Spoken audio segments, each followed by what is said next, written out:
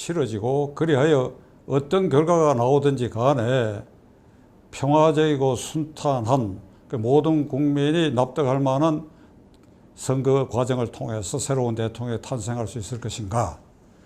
특히 야권의 입장에서는 문재인 대통령이 공명정대한 선거를 치루어야 할 헌법상 주체인데 그가 과연 그런 투철한 의지로 이 선거 관리를 할 것인가 한 데 대해서 여러분과 함께 생각해 보기로 하겠습니다.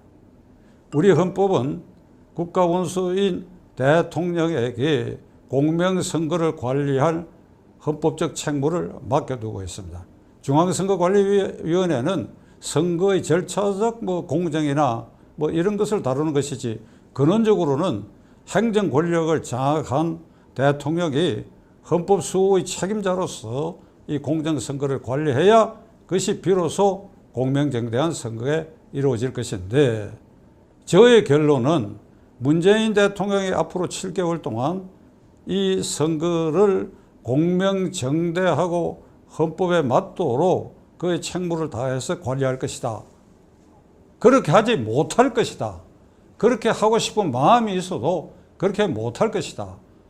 각급 행정기관과 여당의 정치공작, 여론조작, 언론 족쇄, 대북 평화라 쇼, 그리고 재난 퍼붓기 등에 대해서 이게 지나치다 이렇게 하면 안 된다. 제동을 걸거나 지침을 내리거나 일탈했을 때는 대통령이 불호령을 내리고 하는 이런 태도를 문재인 대통령이 취할 수 있을 것인가?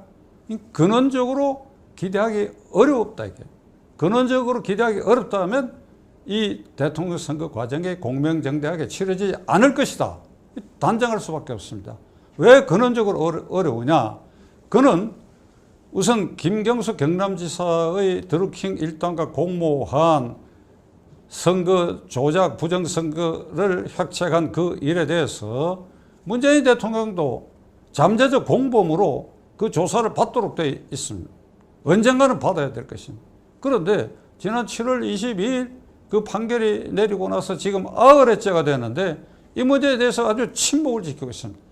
그런 사이에 난데없이 북한의 통신선 개통이라고 하는 걸 여기 덮어 씌워가지고 이 문제를 희석시키려고 하는데 그 이런 대통령이니까 또 울산시장 부정선거 사건은 지금 15명이 기소되어 있고 그 공소장에는 문재인 대통령의 대통령이라는 언급이 40회 이상 있으니까 누구가 보더라도 그는 공범적 위치에 있는데 그런 그가 이 정권을 야권으로 넘기려고 하는 속마음이 털끝만도 있겠느냐. 그렇다면 정부 여당에 그리고 여당에 유리한 쪽으로 선거를 이끌어가면서 거기에서 벌어지고 있는 일련의 일탈 행위에 대해서도 그는 침묵하거나 나아가 방대할 수밖에 없지 않느냐. 여론조사기관의 여론조작 혐의는 이미 많이 드러났습니다. 그 문재인 측근 친문 실세와 관계 있다고 하는 사람이 세운 여론조사기관이 민주당 대통령 후보 지지도를 조사하는데 거기에 그게 엉뚱한 결과가 나왔다 그래가 그 내부에서 내홍이 일어날 정도니까. 그러니까 관변 여론조사기관, 관변 쪽에서 조사를 일해갖고 나오는 여론조사. 지금 예를 들면 문재인 대통령이 40%의 지지율을 유지하고 있는데 그 이유가 코로나 극복을 잘한다. 대북, 대미 외교 등 외교를 잘한다. 그 이유로 40% 지지율이 이렇게 유지되고 있다. 여러분, 코로나 극복을 잘한다고 믿는 국민이 있을 수도 있어요. 그러나 그것이 40%라고 높은 지지율을 올리는데 결정적 기여를 하고 있고 그 다음에 대미, 대북 이 외교를 잘하고 있다. 그렇게 믿는 사람도 있겠지만 그것 때문에 40%의 지지율을 유지하고 있다. 어제 뉴욕타임스가 어떤 보도를 했습니까? 한국의 백신 대란이 일어났다. 이건 아마 5세에서 60세까지 지난 주일에 접종 신고를 받았는데 그 보도에 의하면 정확하게 111시간을 기다려야 접속이 된다. 그러니까 이런 꼴이 돼 있는데 이게 어떻게 코로나 극복을 잘하고 백신 공급에 대해서 대통령이 계속 결과적으로 거짓말을 하게 된 이걸 가지고 어떻게 이게 지지율이 높다. 그러니까 이게 조작의 혐의가 분명히 있다고 봐요. 계속 반복되면 문재인 대통령이 상당한 지지율이 있구나. 이렇게 국민을 현혹시킬 수 있는 요소가 될 수밖에 없다. 그 정치 공작은 거의 광기에 가까운 일을 정권 실세들이 해왔습니다. 2008년에 광우병 파동, 그 MBC와 KBS, 그리고 그 당시 이 정권의 실세, 그러니까 당시 야당이 여기에 가서 해가지고 어떤 일을 벌였습니까? 광화문을 마비시켰지요. 그리고 광우병에 걸린 쇠고기, 주로 미국산 쇠고기가 광우병에 걸렸는데 그걸 먹으면 뇌가 숭숭 뚫리고 죽는다 이렇게 됐지요. 지금 죽은 사람이 있습니까? 그걸 주장하는 사람들 미국산 쇠고기 늘 먹고 있잖아요. 죽은 사람이 있습니까? 이런 집단 관계로 나라의 근본을 흔드는데 자신이 생긴 이들이 무슨 짓을 못하겠습니까? 그저께부터 어떤 일이 벌어지고 있느냐. 종로 종각 뒤에 거기 젊은이들이 주로 다니는 그 거리 입구에 홍길동 서점이라고 하는 그 빌딩 벽면에 윤석열 후보 부인 김 여사의 사진을 이렇게 그려놓고 줄리 윤 후보 부인이 과거에 호스테스 할 때의 애명이 줄리였다라고 하는 허위 사실, 그게 현혹되게 해가지고 줄리의 꿈, 영부인의 꿈 이래가지고 그 줄리가 윤석열 후보와 결혼하기 전에 이런 의사, 이런 변호사, 이러이러한 사람들하고 동거했거나 관계가 있다 하는 이게 벽면에 그런 그림을 그려 놨습니다. 이게 이제 말썽이 되기 시작했습니다. 그러자 이걸 지워야 된다 하는 젊은이들이 그것이 반드시 꼭 윤석열 후보를 지지해서가 아니라 이럴 수 있느냐.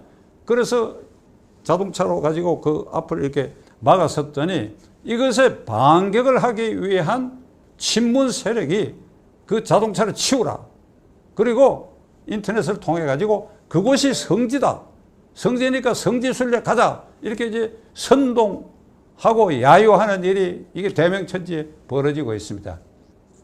기가 찬 일은 그 그림을 그려서 그 그림을 옹호하는 친문 세력들은 진보 세력이라고 칭하고 그것에 반기를 들어서 지우라고 하는 쪽을 보수 세력이라고 하니 그래 진보 세력은 민주 정의를 부르짖는데 그렇게 이게 그런 그림을 그려서 그것을 옹호하는 그것을 진보 세력이라고 이런 터무니없는 일들이 벌어지고 있어요. 저는 이 사태가 지금 72시간 계속되고 있는데 대통령이 나서야 돼요. 대통령이 불호령을 내려야 돼요. 이건 공명선거를 해치는 것이고 이런 인격 사례가 없다. 어떤 동계서든지 간에 이런 용납할 수 없다. 검찰과 경찰은 즉각 수사에 착수하고 행정기관은 행정법 절차에 따라서 그걸 치우라. 이렇게 말을 해야지요. 그런 공화국이 돼야지요. 앞으로 7개월 동안 이런 형태의 집단 관계가 어떻게 발현될는지 정말 앞날이 우려스럽고 참담한 심정을 금할 길이 없습니다. 대북 평화쇼는 지금 국정원, 청와대 비서실 그리고 대통령 자신이 온 신경을 거기에 집중해가지고 어떻게든지 간에 이 3월 9일 대통령 선거에 있어서 여당이 계속해서 집권하는 길을 마련해야 우리가 죽지 않는다. 내가 죽지 않는다. 그리고 우리가 죽지 않는다. 이런 절박감으로 무슨 일을 어떻게 해야 하는지.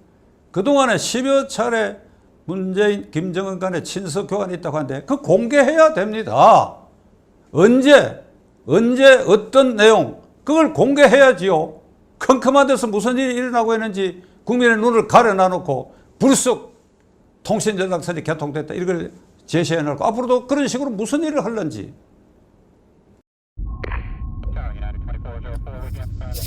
감사합니다.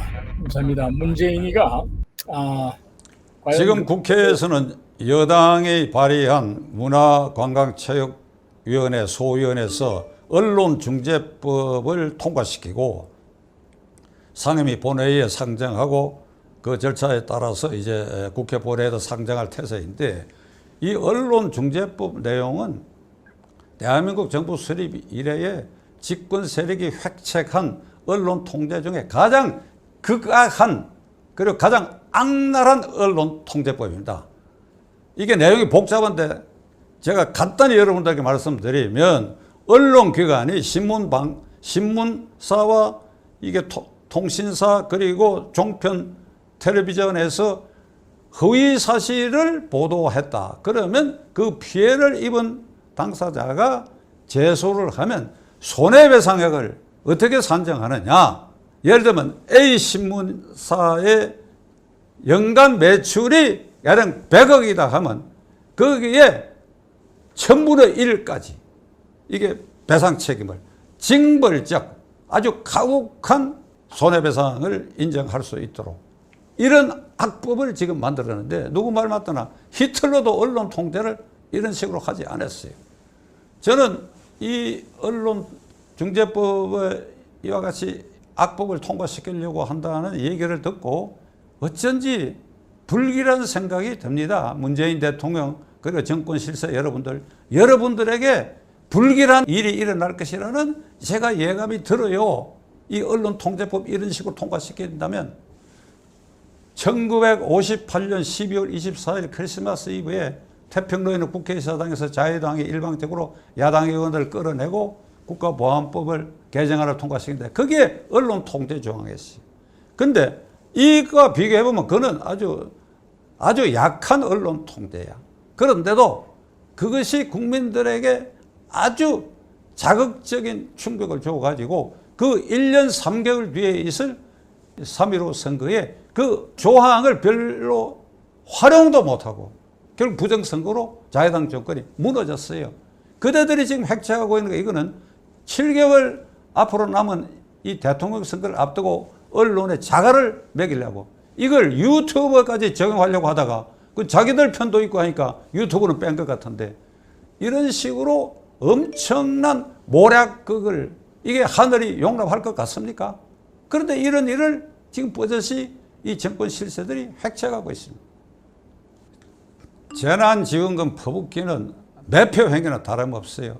이게 재정 적자가 늘어나고 이렇게 해서 다음 정권으로 이 모든 부담이 넘어가는 그거는 뒷날 일이고 우선 우리가 죽지 않고 살기 위해서는 무슨 짓이든지 해야 된다. 계속 퍼붓는다.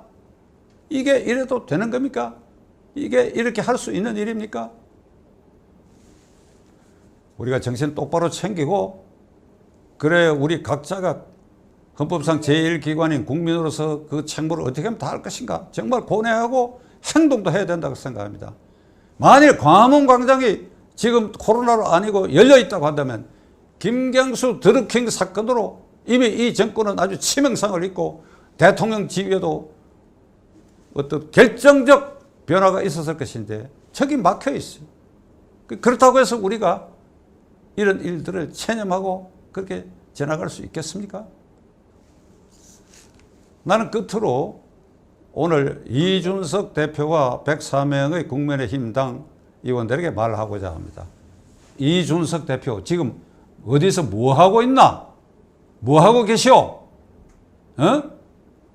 지금 김경수 지사 사건은 문재인 대통령이 직접적으로 관여 공모 혐의가 있는 이 사건 이걸 그냥 묻어놔 놓고 기껏 사과하라고 하는 성명 발표하는 것으로 묻어놔 놓고 앞으로 7개월 뒤에서 3월 9일 대통령 선거가 공명정대하게 치러지리라고 믿는가요?